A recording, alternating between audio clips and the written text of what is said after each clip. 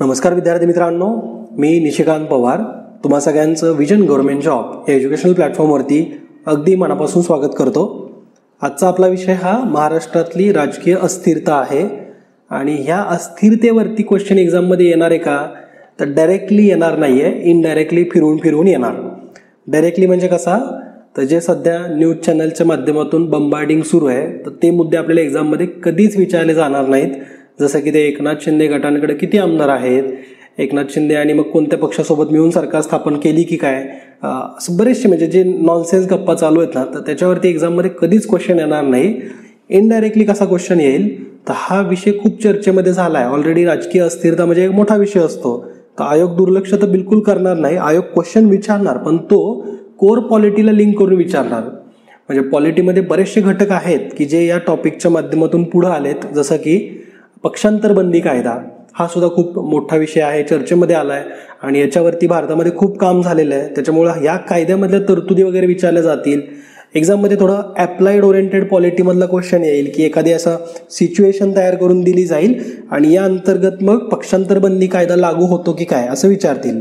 म्हणजे हे मी फक्त प्रीच्या पॉईंट ऑफ व्ह्यू फक्त एक ऑब्जेक्टिव्ह म्हणून कसा येईल प्रश्न हे बोलतोय. पण मेन्समध्ये या क्वेश्चनला जास्त महत्त्व आहे, म्हणजे मेन्समध्ये ह्या टॉपिकला जास्त महत्त्व आहे. कारण तुम्हाला माहिती आहे की म्हणजे ऑलरेडी राज्यसेवेने MPSCने जो निर्णय घेतला आहे की राज्यसेवा मुख्य परीक्षेचा पॅटर्नच बदलून टाकला आणि त्याच्यामुळे जे लिखाणकाम आपल्याला करायचं आहे, तर असे टॉपिक आपल्याला अवांतर वाचनामध्ये सुद्धा आपले आले पाहिजेत. आणि त्याचबरोबर याच्यातलं जे कोर पॉलिटी जे आहे हे पण आपल्याला समजलं पाहिजे, तरच तो टॉपिक आपल्याला कागदावरती लिहिता येईल. आणि या लेक्चरच्या माध्यमातून तुम्हाला एक पुढं प्रश्न पण दिसणार आहे, ज्या प्रश्नाला तुम्ही मेन्समध्ये कसं टॅकल करायचं हे सुद्धा अगदी शॉर्टमध्ये आपण डिस्कस करूत. त्यामुळं तुमच्यापैकी खूप साऱ्या विद्यार्थ्यांना असं वाटत असेल की राज्यसेवा मुख्य परीक्षेचा पॅटर्न चेंज झाला आहे, पण सर अजून याच्यावरती काहीच बोलले नाहीत. तर असं बिलकुल होणार नाही. याची तयारी आपण खूप छान पद्धतीने करणार आहे. आणि जे ऑलरेडी आपल्या अभ्यासाची जी मेथड होती, आपला करंटचा टॉपिक हा आपण कोरला लिंक करायचो, तर तशाच पद्धतीने आपल्याला इथून पुढे प्रत्येक विषय हाताळायचा आहे, प्रत्येक मुद्दा आपल्याला बघावा लागणार आहे. कारण मेन्सच्या दृष्टिकोनातून आन्सर रायटिंगसाठी सगळे घटक तुमच्या महत्त्वाचे ठरतील. म्हणजे तुम्हाला अवांतर वाचन प्लस तुम्हाला या विषयातलं जे डेप्थ आहे हे सुद्धा समजणं गरजेचं आहे. ठीक आहे, तर लेक्चरला सुरुवात करू. थोडंसं लेंदी सुद्धा होऊ शकतं लेक्चर, त्यामुळे पेशन्स ठेवून बसा. विषय चर्चेमध्ये कुठून आलाय ना, याचं बॅकग्राऊंड मी तुम्हाला अगदी शॉर्टमध्ये सांगतो. महाराष्ट्रामध्ये पॉलिटिकल क्रायसिस सुरू आहेत, त्यामुळं जे आपले गव्हर्नर असतात, जे राज्यपाल असतात, त्यांच्याकडे कोणते अधिकार आहेत कोणते नाही याची सुद्धा चर्चा सुरू आहे. आणि मग त्याच्यामध्ये मग फ्लोअर टेस्ट हा विषय सुद्धा पुढे येतोय, तो आपण नेक्स्ट लेक्चरमध्ये जाणून घेऊ. आणि याच्यानंतर मग ते पक्षांतर बंदी कायद्याअंतर्गत म्हणजे अँटी डिफेक्शन लॉमध्ये एकनाथ शिंदे गटावरती कारवाई होईल की काय, तर ही सुद्धा भीतीवर दर्शवली जाते. म्हणजे अशा बऱ्याचशा गोष्टी चर्चेमध्ये आल्यात. याचा इतिहास काय, याचा बॅकग्राऊंड काय, तर याची सुरुवात ही ऑक्टोबर 2019 झाली होती. ती कशी, तर ऑक्टोबर 2019 महाराष्ट्रामध्ये विधानसभेचे इलेक्शन्स होते, निवडणुका होत्या. महाराष्ट्रामध्ये एकूण 289 जागांसाठी विधानसभेच्या निवडणुका होत्या. आता 289 मध्ये ज्यांना निम्म्यापेक्षा जास्त जागा जिंकता येतील, ज्या पक्षाला जिंकता येतील, तर तो पक्ष महाराष्ट्रामध्ये सत्ता स्थापन करणार, हे त्याचं बॅकग्राऊंड. पण महाराष्ट्रामध्ये एकाही पक्षाला 289च्या निम्मे म्हणजे 144.5 म्हणजे साधारण 145 पेक्षा जास्त जागा एकाही पक्षाला जिंकता आलेल्या नाही आहेत. BJPला त्यावेळेस 105 जागा जिंकता आल्या, शिवसेनेला 56, काँग्रेसला 44, राष्ट्रवादी काँग्रेसला 54 आणि इतर जर आपण बघितलं तर साधारण 30 जागा इतरांच्या आहेत. म्हणजे एकाही पक्षाला क्लिअर मॅन्डेट मिळाले का, नाही. तर त्यामुळे एक सिंगल पक्ष सत्ता स्थापन करू शकला नाही. पण काय होतं की BJP आणि शिवसेना यांची युती होती. तुम्हाला माहिती असेल की ते दोघं एक पार्टनर आहेत खूप वर्षांपासून. तर असं होतं अघोषित की हे दोघं मिळून सत्ता स्थापन करतील. पण तो जो एक ड्रामा झाला तो तुम्हाला बघायला मिळाला की पहाटे मग काहीतरी म्हणजे ऑलरेडीच विरोध होता आणि मग त्याच्यात पहाटे एक शपथविधी पण झाला आणि मग ते परत कॅन्सल झालं आणि शिवसेना, काँग्रेस आणि राष्ट्रवादी काँग्रेस हे तिघं एकत्र आले. त्यांनी महाविकास आघाडी असं त्यांना नाव दिलं आणि ह्या 56 अधिक 44 अधिक 54 म्हणजे असे साधारण 154 जागांनी मिळून महाराष्ट्रामध्ये सरकार स्थापन केलं. ठीक आहे, यांचे 145 प्लस जागा होत्यात का, तर यस होत आहेत. म्हणूनच यांची सत्ता स्थापन झाली. कारण ह्या तिघांच्या मिळून म्हणजे महाविकास आघाडीच्या मिळून MVA त्याला म्हटलं जातं, या तिघांच्या मिळून 154 जागा आहेत. पण रिसेंटली काय झालंय, आता ह्या तीन पक्ष एकत्र आले. तुम्हाला माहिती आहे की ह्या तिघांची आयडिओलॉजी मॅच नाही होत, म्हणजे खास करून शिवसेना आणि इतर दोघांची आयडिओलॉजी ही मॅच होत नाही आणि त्याच्यामुळे छोटे छोटे मतभेद सुद्धा मोठे मोठे होत जाणार. तर हेच रिसेंटली झालं आणि त्याच्यामुळं 20 जून 2022ला एकनाथ शिंदे जे समर्थक आहेत, त्यांचा जो गट आहे एकनाथ शिंदेंचा, त्यांनी असं ठरवलं की आम्ही या सरकारला आता पाठिंबा देणार नाही. त्यांचं मे बी काही रिझन असू शकतं. ते आता म्हणतायत की हिंदुत्व या कारणामुळे आम्ही या सरकारला पाठिंबा देत नाही, कारण शिवसेना आधीसारखी हिंदुत्ववादी राहिलेली नाही, असं म्हणजे त्यांचं जे काही मत आहे त्यानुसार ते म्हणतायत. ठीक आहे. तर काय झालं, 154 सदस्यांनी किंवा आमदारांनी आधी जे सरकार स्थापन केलं होतं, या 154 पैकी असं म्हटलं जात आहे की एकनाथ शिंदे गटाकडे साधारण 35 ते 40 जे आमदार आहेत हे या सरकारचा पाठिंबा काढून घेत आहेत. म्हणजे 154 वजा 40 जर आपण केलं, एक उदाहरण म्हणून जर आपण केलं, 154 वजा 40 म्हणजे 114. तर 145 लागतंय ना आपल्या महाराष्ट्रामध्ये सत्ता स्थापन करण्यासाठी. ठीक आहे. एकूण आमदार किती पाहिजेत? 145 पेक्षा जास्त. पण इथं मग 154 वजा 40 केलं तर 114च होत आहे. त्यामुळं सरकार पडू शकतं, कोलॅप्स होणार. आणि याच्यामुळं आपले राज्यपाल पुढे येतील आणि ते म्हणतील गव्हर्नमेंटला की आता तुमच्यावरती विश्वास नाहीये, इतर आमदारांचा विश्वास नाहीये आणि तो तुम्ही आता सिद्ध करायचा आहे की तुमच्याकडे 145 पेक्षा जास्त जागा आहेत, जास्त आमदारांचा पाठिंबा आहे, हे सिद्ध करायचं आहे. त्याच्यासाठी असणारी फ्लोअर टेस्ट. ठीक आहे. फ्लोअर टेस्ट हा मुद्दा थोडा डीपमध्ये जाणून घेण्यासारखा आहे आणि त्याच्यामुळे आपण तो नेक्स्ट लेक्चरमध्ये बघणार आहे, ज्याच्यासाठी आपल्याला थोडी आधी आपली भारताची लोकशाही कशा पद्धतीची आहे ना हे पण समजून घेणं गरजेचं आहे. कारण लेजिस्लेचर, एक्झिक्युटिव्ह आणि ज्युडिशरी ह्या तिघांची जर एकमेकांसोबत जर संलग्न असतील तर त्यावेळेस आपली भारतातली लोकशाही तयार होते. म्हणजे पार्लमेंटरी लोकशाही आपल्या देशामध्ये आहे ना, तर संसदाच्या तत्वावरती चालणारी लोकशाही ही या लेजिस्लेटिव्ह आणि एक्झिक्युटिव्ह ह्या दोघांपासून विभक्त होणारच नाही. कारण काय होतं, आता ह्या गोष्टी अगदी शॉर्टमध्ये सांगायचं झालं ना तर लेजिस्लेचर म्हणजे काय की जे आमदार असतात, जे खासदार असतात, ह्यांचा जो गट आहे, म्हणजे जो विधानसभा, राज्यसभा, लोकसभा आणि विधान परिषद, तर या सगळ्यांमध्ये जे असणारे जे निवडून आलेले सदस्य आहेत ना, या सगळ्या सदस्यांना मिळून लेजिस्लेचर म्हटलं जातं. ठीक आहे. आणि म्हणजे यांना विधायक म्हटलं जातं किंवा विधायिका असं म्हटलं जातं लेजिस्लेचर. आणि जे एक्झिक्युटिव्ह जे असतात, एक्झिक्युटिव्ह म्हणजे पंतप्रधान, मुख्यमंत्री, पंतप्रधानांचं मंत्रिमंडळ, वेगवेगळे मंत्री असतील, मिनिस्टर असतील, मुख्यमंत्र्यांचं वेगवेगळं जे त्यांच्या अंतर्गत मुख्यमंत्रींचं जे मंत्रिमंडळ आहे, तर हे सगळे जे असतात ना हे कुठून तयार होतात? म्हणजे मुख्यमंत्र्यांचा जो मंत्रिमंडळाचे मध्ये जेवढे काही मंत्री आहेत हे कुठून आले? तर हे आधी आमदार होते ना, कुठल्या ना कुठल्या भागातले आमदार आहेत, त्यांनाच आपण म्हणण्यापेक्षा ह्याच लेजिस्लेचरमधून त्यांची निवड करण्यात आली की तुम्ही पर्टिक्युलर ह्या मंत्रिपदावरती या. म्हणजे लेजिस्लेचरमधूनच निवडून आलेले किंवा त्यांच्यातूनच गोळा केलेला गट जो आहे तो एक्झिक्युटिव्ह आहे. एक्झिक्युटिव्ह म्हणजे त्यांना आपण कार्यपालिका म्हणू. तर कार्यपालिकेमधले जे सदस्य असतात किंवा कार्यपालिका जी बनली आहे ही या लेजिस्लेचरमधल्याच सदस्यांपासून बनलेली आहे आणि म्हणून ह्या दोन गोष्टी एकमेकांशी लिंक आहेत. कार्यपालिका ही विधायिकेच्या समर्थनाशिवाय चालू शकणार नाही आणि म्हणूनच ते आपल्या राज्यपाल आता सांगतायत की तुम्ही फ्लोअर टेस्ट देऊन हे दाखवा की हे जे लेजिस्लेचर जे आहेत, म्हणजे ज्याच्यातून तुम्ही बनलात ते तुमच्या पाठीशी आहेत, हे तुम्हाला आता प्रूव्ह करायचं आहे. हा विषय आपण पुढच्या लेक्चरमध्ये डिटेलमध्ये समजून घेणार आहे. मी अगदी शॉर्टमध्ये तुम्हाला विषय निघाला म्हणून सांगितलं, पण हा विषय खूप इंटरेस्टिंग आहे. याच्यामध्ये आपण एक केस सुद्धा स्टडी करू, तर ते लेक्चर नेक्स्ट असणार आहे. ठीक आहे. सध्या जो आपला टॉपिक आहे ना हा हिस्टॉरिकल बॅकग्राऊंड समजून घेणे या क्रायसिसचा हा होता. इथपर्यंत तुम्हाला तो समजला आहे. आता इथून पुढे तुमच्या मनामध्ये एक महत्त्वाचा प्रश्न निर्माण व्हायला पाहिजे, तो असा की सर हे एकनाथ शिंदे आणि त्यांचा गट जो आहे तर यांनी तर शिवसेनेला धोका दिला. ठीक आहे, आपण अशी टर्म यूज करूया. तुमच्या मनातला हा शंका असू शकते, प्रश्न असू शकतो. तर यांच्यावरती कुठली कारवाई होणार आहे का?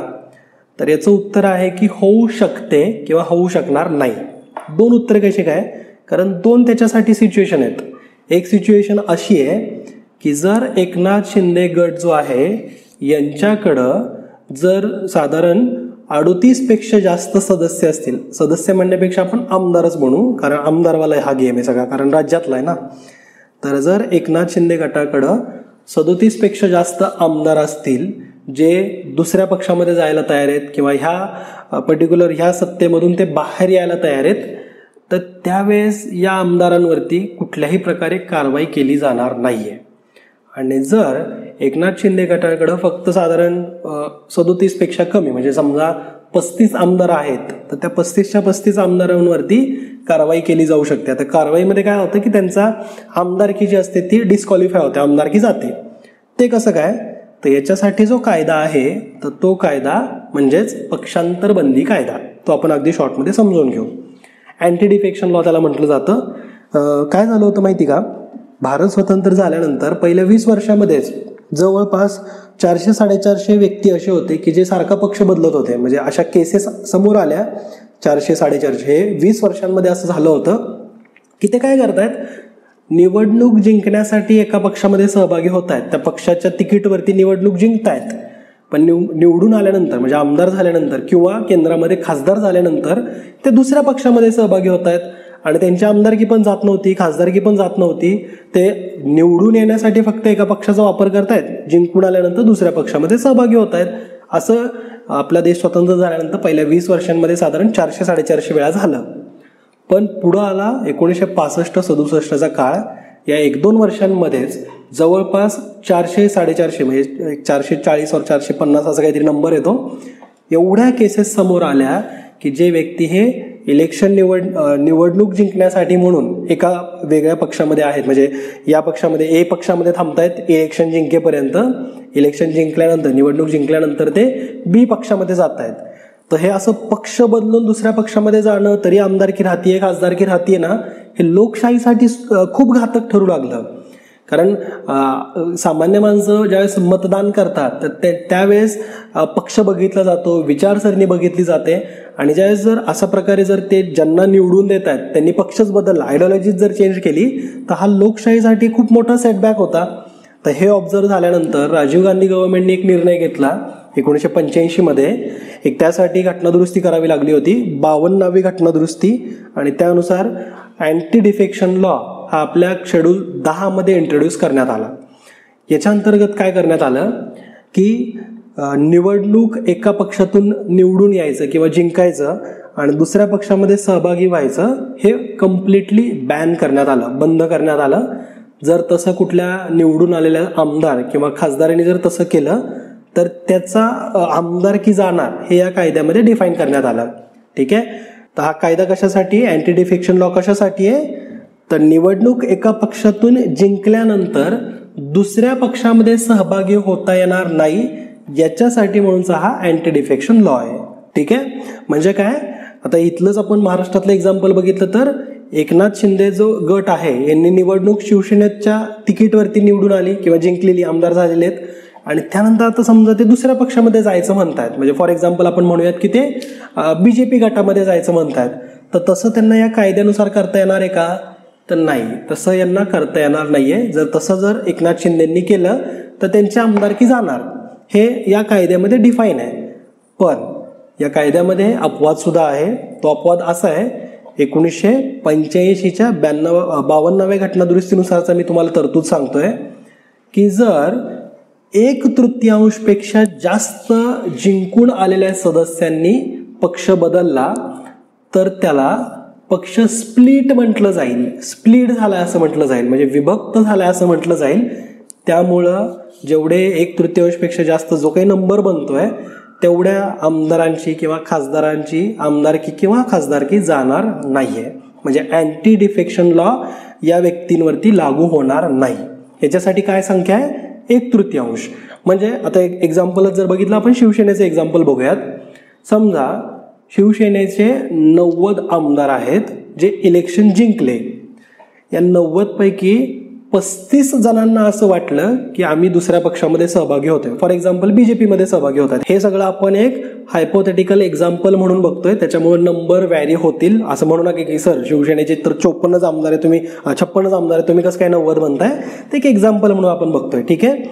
तर समजा शिवसेनेचे 90 आमदार जिंकून आले, त्यापैकी 35 आमदारांना वाटलं की आपण BJP जॉईन करू, तर या 35 आमदारांची आमदारकी जाणार आहे का, तर पहिल्या कायद्यानुसार मी म्हणतोय बरं का, 52वी घटना दुरुस्ती फक्त डोळ्यापुढे ठेवा. ती काय सांगतेय, 1/3 सदस्य जर पक्ष सोडून जात असतील तर त्याला स्प्लिट म्हटलं जाईल. त्याच्यावरती पक्षांतर बंदी कायद्यानुसार कारवाई होणार नाहीये. त्यामुळं 90च्या 1/3 केलं तर किती होतं, 30. 90 गुणिले 1/3 बरोबर 30. तर 30 पेक्षा जास्त जितके काही सदस्य जातील पक्ष सोडून तर त्यांच्यावरती कारवाई होणार नाहीये. त्यांची आमदारकी तशीच राहील. ते दुसऱ्या पक्षामध्ये जाऊन सत्ता स्थापन करू शकतात का, तर हो करू शकतात. पण आता मग जर ही संख्या 25 असती तर काय हो, तर 30 पेक्षा कमी आहे ना. 90च्या 1/3 म्हणजे 30 आणि 30 पेक्षा ही संख्या कमी आहे, 25च आहे. तर 25 जणांची आमदारकी जाणार आहे का, तर हो शुअर शॉट जाणार. ठीक आहे, या कायदा त्यांच्यावरती लागू होणार आहे, अँटी डिफेक्शन लॉ, आणि यांच्यावरती कारवाई होईल आणि ते डिस्क्वालिफाय होतील. ठीक आहे. आता मेजर बदल करण्यात आला या कायद्यामध्ये, तो म्हणजे 2003 मध्ये काय झालं, हे 1/3 सदस्यांचं जे होतं ना, हे वारंवार होत होतं. याच्यानंतर सुद्धा 1/3 सदस्य निघून जात होते आणि त्यांच्यावरती मग कारवाई होत नव्हती. त्यांची आमदारकी खासदारकी तशीच राहायची आणि ते दुसऱ्या पक्षामध्ये जाऊन सत्ता स्थापन करत होते. तर हे सगळे प्रसंग पुन्हा वाढत गेले आणि त्याच्यामुळे 2003 मध्ये अटल बिहारी वाजपेयी यांची सरकार ज्यावेळेस बनलं तर त्यांनी 2003 मध्ये 91वी घटना दुरुस्ती केली होती. तर त्या 91व्या घटना दुरुस्तीनुसार हे जे 1/3 वाला जो अपवाद होता हा वाढवला आणि 2/3 केला. म्हणजे काय, उदाहरण अगेन शिवसेनेवालाच आपण घेऊ की शिवसेनेचे 90 आमदार आलेले जिंकून, त्याच्यापैकी 35 आमदार सोडून जात आहेत बीजेपीमध्ये. तर हे 2/3 कमीच आहे ना. 90च्या 2/3 म्हणजे किती, 90 गुणिले 203. 3नी 90ला भाग जातो, 30 गुणिले 2 म्हणजे 60. तर 60 पेक्षा जास्त आमदार जर शिवसेना सोडून गेले बीजेपीमध्ये तर त्याला मर्जिंग म्हटलं जाईल.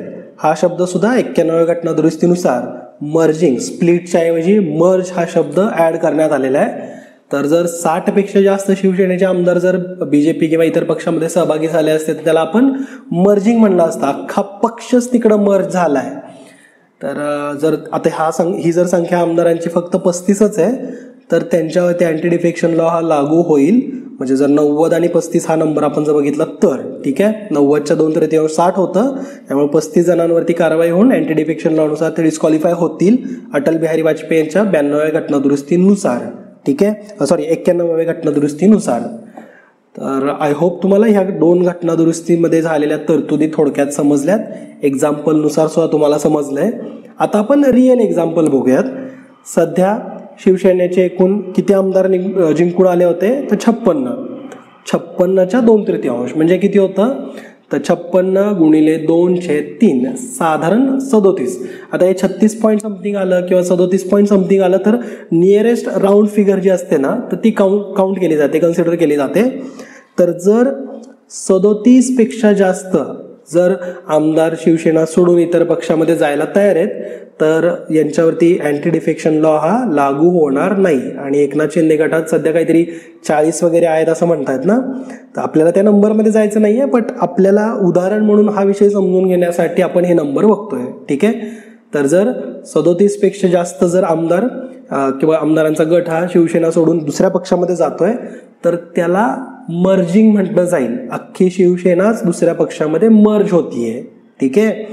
तर म्हणून म्हणतायत ना की सध्या तुम्ही न्यूजमध्ये बघत असाल की उद्धव ठाकरेंचं मुख्यमंत्रीपद धोक्यामध्ये आहे आणि त्याचबरोबर शिवसेना सुद्धा त्यांच्या हातातून चालली आहे.